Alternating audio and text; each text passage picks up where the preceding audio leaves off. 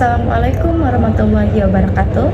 Perkenalkan, nama saya Tasya Ina Irawan dengan NIM 20510201074 dari kelas A, Prodi Administrasi Bisnis, Fakultas Ilmu Sosial dan Ilmu Politik. Baik, di sini saya akan menjelaskan materi tentang pelanggaran dalam penerapan kegiatan administrasi. Untuk memenuhi tugas pengantar administrasi dari dosen pengampu Ibu Nazila Tusiam, SOS, MBA. Nah, di sini saya akan menjelaskan 5 poin, yaitu yang pertama, definisi pelanggaran administrasi, yang kedua, bentuk pelanggaran administrasi, yang ketiga, faktor penyebab pelanggaran administrasi, yang keempat, dampak pelanggaran administrasi, yang kelima, upaya pencegahan. Yang pertama ada definisi pelanggaran administrasi. Pelanggaran administrasi adalah tindakan yang menyimpang dari aturan, prosedur, atau hukum yang berlaku dalam kegiatan administrasi.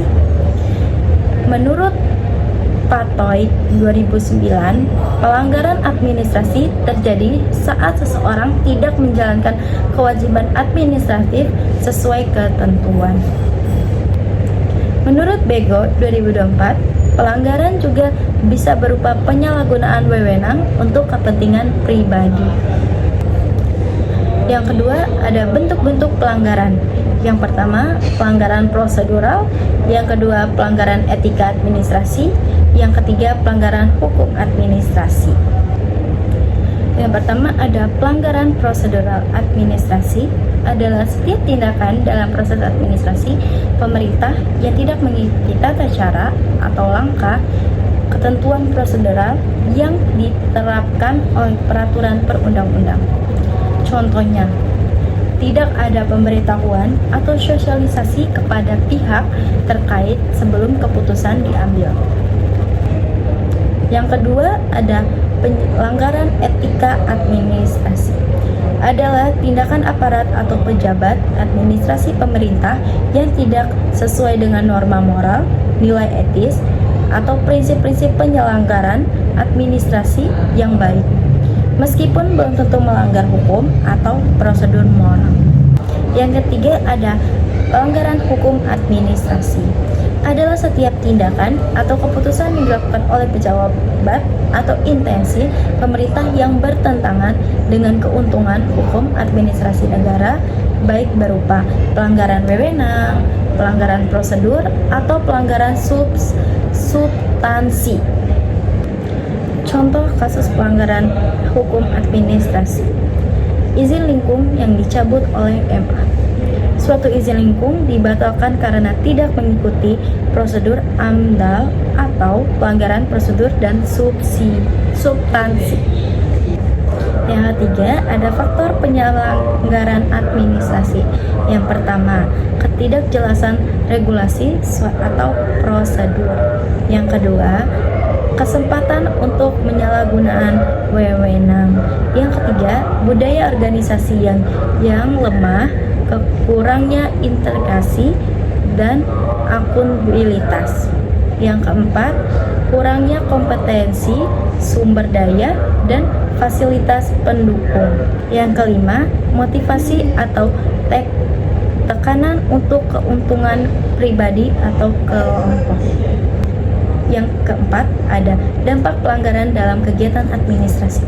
Yang pertama ada menurunnya kepercayaan publik terhadap lembaga atau organisasi.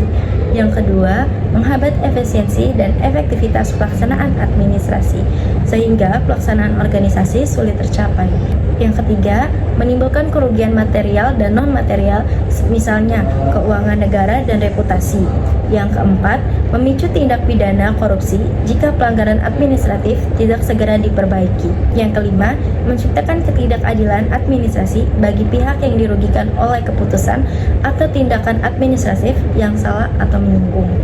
Yang keenam, melemahkan implementasi prinsip-prinsip tata kelola pemerintah yang baik seperti transparansi, partisipasi, dan akuntabilitas. Yang kelima, ada upaya pencegahan pelanggaran administrasi. Yang pertama, memberikan pemahaman tentang aturan dan prosedur. Yang kedua, menegakkan disiplin kerja. Yang ketiga, meningkatkan pengawasan dan kontrol. Yang keempat, menerapkan sistem pelaporan. Yang kelima, membangun budaya kerja jujur dan transparan. Contoh pelanggaran kegiatan administrasi. Nah, misalnya nih sebuah top manajemen melakukan kesalahan atau pelanggaran, kita bisa melakukannya dengan mendokumentasikan pelanggaran atau dengan menyertai bukti CCTV, melaporkan melalui mekanisme internal seperti HR atau whistleblowing. Whistleblowing itu apa sih? Jadi, whistleblowing itu adalah pegawai yang melaporkan pelanggaran administrasi atau tindakan tidak etis di perusahaan secara aman dan rahasia.